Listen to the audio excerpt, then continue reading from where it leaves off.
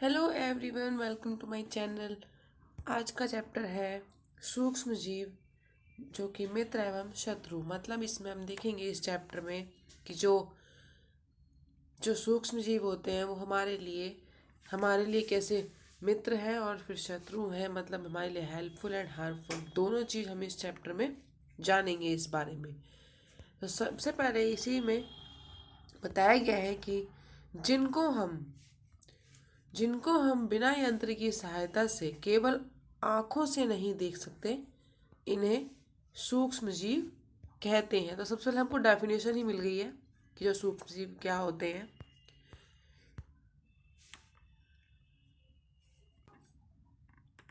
Next है इसी में, सूक्ष्म जीव इतने छोटे होते हैं कि उन्हें बिना यंत्र की सहायता से नहीं देखा जा सकता। इनमें से कुछ, जैसे कि ब्रांड पर उगने वाले कवक, को आवर्धक लेंस की सहायता से देखा जा सकता है, जबकि अन्य बिना सूक्ष्मदर्शी की सहायता से नहीं नहीं दिखाई देते। यही कारण है कि इन्हें सूक्ष्म जीव कहा जाता है। नेक्स्ट है, सूक्ष्म जीवों को चार मुख्य वर्गों में बांटा गया है। यह वर्ग है जीवाणु, कवक, प्रोटोजोआ। कुछ शैवाल भी इसी में शामिल है। विषाणु भी सूक्ष्म होते हैं, परंतु वे अन्य सूक्ष्म जीवों से भिन्न हैं। वे केवल परपोषी में ही गुणन करते हैं, अर्थात जीवाणु पौधे अथवा जंतु कोशिका में गुणन करते हैं। कुछ सामान्य रोग जैसे कि जुखाम, इन्फ्लुएंजा एवं अधिकतर खांसी विषाणु द्वारा होते हैं। कुछ विशेष रोग जैसे कि पोलियो एवं खसरा भी विषाणु द्वारा होते हैं। अतिसार एवं पोलियो मलेरिया प्रोटोजोआ द्वारा होता है। टाइफाइड एवं क्षय रोग जीवाणु द्वारा होने वाले रोग हैं। तो यहाँ पे कुछ बीमारियां बताई गई हैं जो जीवाणु द्वारा होती हैं। और फिर नेक्स्ट इसमें बताया गया है कि जो सूक्ष्म जीव कहाँ पाए जाते हैं, कहाँ रहते हैं।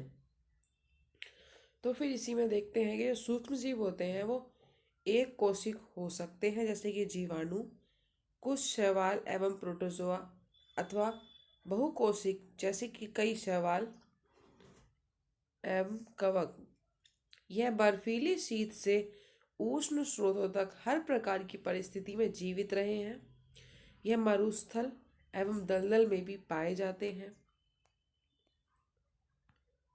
यह मनुष्य रहित सभी जंतुओं के शरीर के अंदर भी पाए जाते हैं।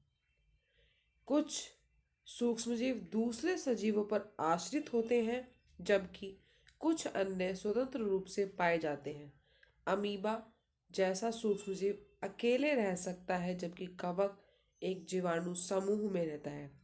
तो जो सूक्ष्मजीव समूह में रहते हैं और जो अकेले रहते हैं, उनके बारे में हमें इसमें बताया गया है। इसी में नेक्स्ट देखते हैं सूक्ष्म जीव और हम। तो मतलब हम इसमें देखेंगे जो सूक्ष्म जीव है वो हमसे किस तरह रिलेटेड है। तो सूक्ष्म जीवों की हमारे जीवन में महत्वपूर्ण भूमिका है। और मित्र सूक्ष्म जीवों के बारे में जानते हैं। सूक्ष्म जीव विभिन्न कार्यों में उपयोग किए जाते हैं। इनका उपयोग दही, ब्रेड एवं केक बनाने में किया जाता है।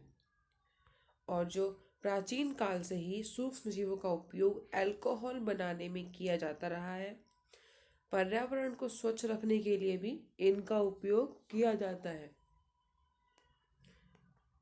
जैसे कि कोई जीव जंतु, कोई फल सब्जी, कुछ भी, जो भी चीज़ खराब हो गई है या फिर कोई जीव जंतु मर गया है, तो वो कुछ दिनों बाद वहाँ पे दिखाई नहीं देता है।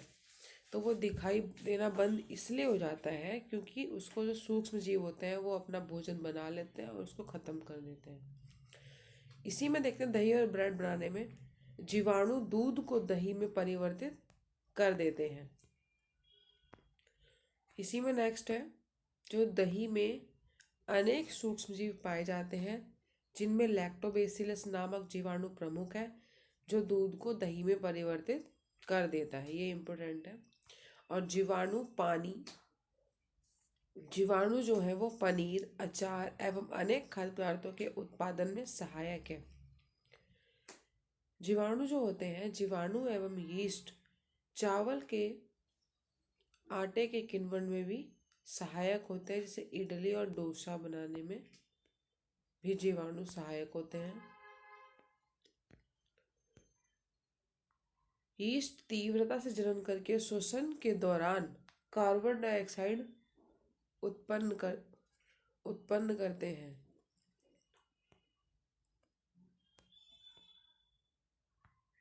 बड़े स्तर पर अल्कोहल, शराब, एसिटिक एसिड के उत्पादन में सूक्ष्मजीवों का उपयोग किया जाता है। जौ, गेहूं, चावल, फलों के रस में उपस्थित प्राकृतिक शर्करा के यीस्ट द्वारा अल्कोहल एवं शराब का उत्पादन किया जाता है। तो इससे हमें ये पता चलता है कि जो सूक्ष्म जीव होते हैं वो शराब के उत्पादन में भी इस्तेमाल किए जाते हैं।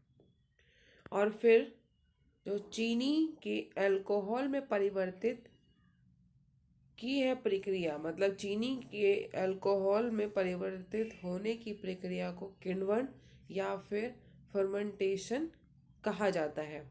और जो लुई पास्चर ने किण्वन की खोज 1857 में की थी। अब औषधियाँ बनाने में सूक्ष्मजीवों का उपयोग देखते हैं। इन औषधियों का स्रोत सूक्ष्मजीव हैं, जैसे कि कैप्सूल और गोली, ये सब सूक्ष्मजीवों के द्वारा बनाई जाती हैं, उनकी सहायता से बनाई जाती हैं। ये बीमारी पैदा करने वाले सूक्ष्मजीवों को नष्ट कर देती हैं अथवा उनकी वृद्धि को रोक देती हैं। इस प्रकार की औषधि को प्रतिजैविक एवं एंटीबायोटिक कहते हैं। तो यहाँ पे कुछ दवाइयों के नाम बताए गए हैं। नेक्स्ट है इसी में, सन 1929 में अलेक्जेंडर फ्लेमिंग रोगाणु से बचाव हेतु एक संवर्धन पर प्रयोग कर रहे थे।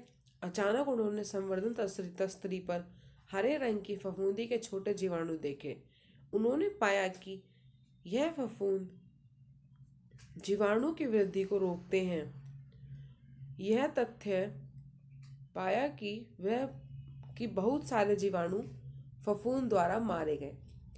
इस प्रकार फफूंद से पेनिसिलिन बनाई गई। तो यहाँ पे पेनिसिलिन की खोज के बारे में हमको बताया गया है कि कैसे हुई थी।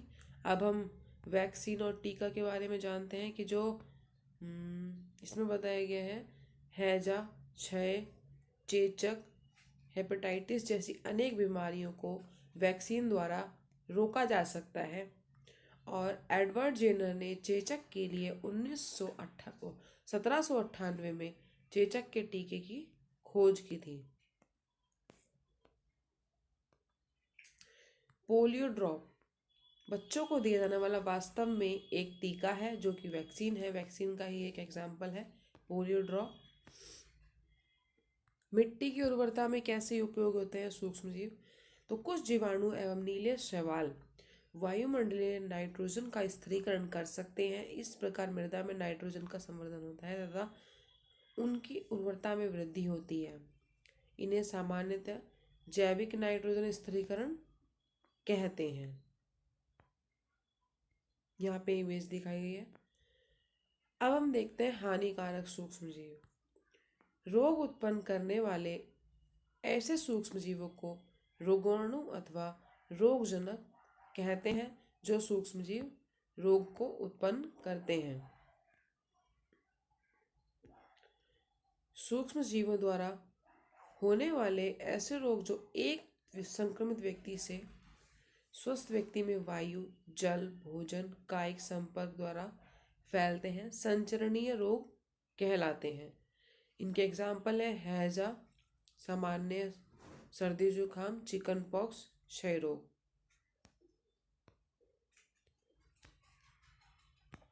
और कुछ कीट जंतु ऐसे भी हैं जो रोग कारक सूक्ष्म जीवों के रोग वाहक का कार्य करते हैं, जैसे मक्खी जो हमारे घरों में पाई जाती है वो रोग वाहक का कार्य करती है। मादा एनोफ्लीज मच्छर इसका अन्य उदाहरण है, जो कि मच्छर प्लेज्मोडियम मलेरिया परजीवी का वाहक है। मादा एडीज मच्छर डेंगू के वायरस का वाहक है। तो डेंगू किससे होता है, इसमें हमें ये भी पता चल गया। और फिर यहाँ पे एक टेबल बनाई गई है जिसमें सारे रोगों के बारे में बताया गया है कि वो किसके द्वारा फैलते हैं। नेक्स्ट है इसमें रॉबर्ट कोच ने सन 1876 में बेसिलस एंथ्रेसिस नामक जीवाणु की खोज की थी, जो एंथ्रेक्स रोग का कारक है।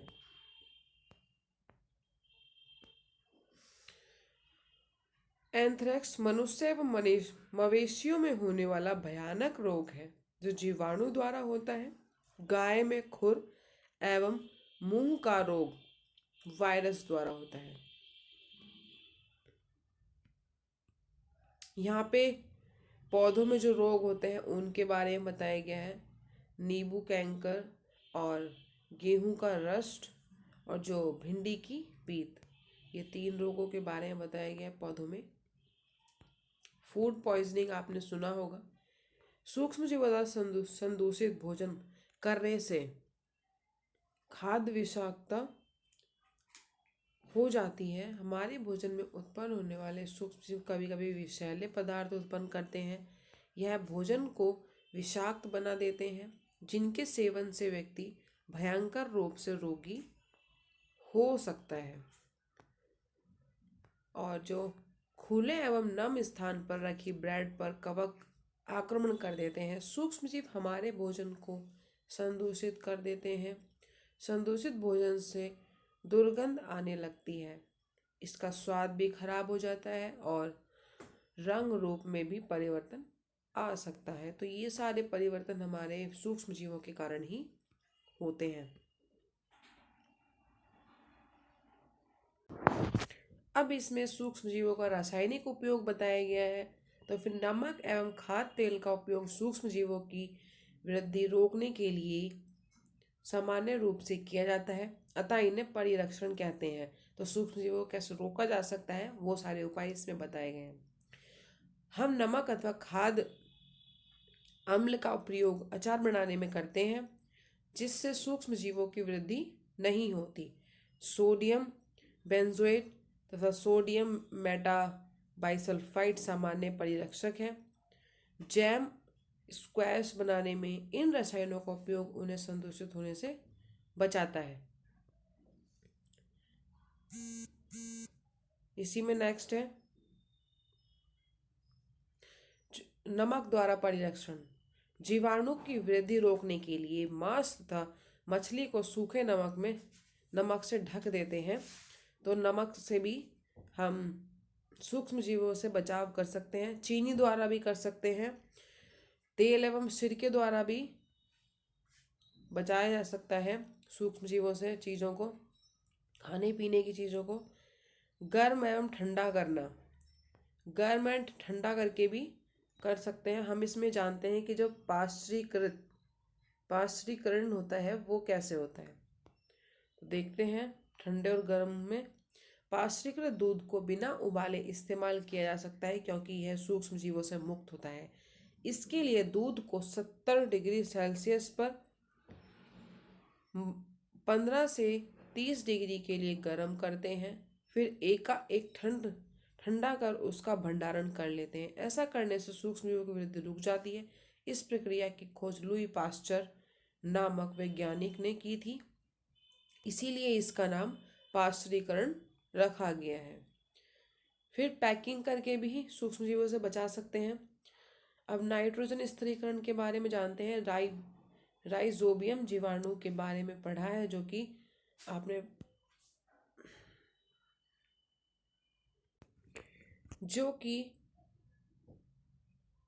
लैम्यूम पौधों में नाइट्रोजन स्थिरीकरण में सहायक होते हैं। तो नाइट्रोजन स्थिरीकरण के लिए पौधों के लिए सहायक होता है नाइट्रोजन स्थिरीकरण। और फिर इसमें यहाँ पे चक्र बताया गया, नाइट्रोजन चक्र। तो यहाँ हमारा चैप्टर ख़त्म होता है। आपको वीडियो अच्छी लगी लाइक करें, अपने दोस्तों के साथ भी शेयर करें, और अगर कोई सजेशन है तो ज़रूर कमेंट कर सकते हैं आप लोग। Thank you.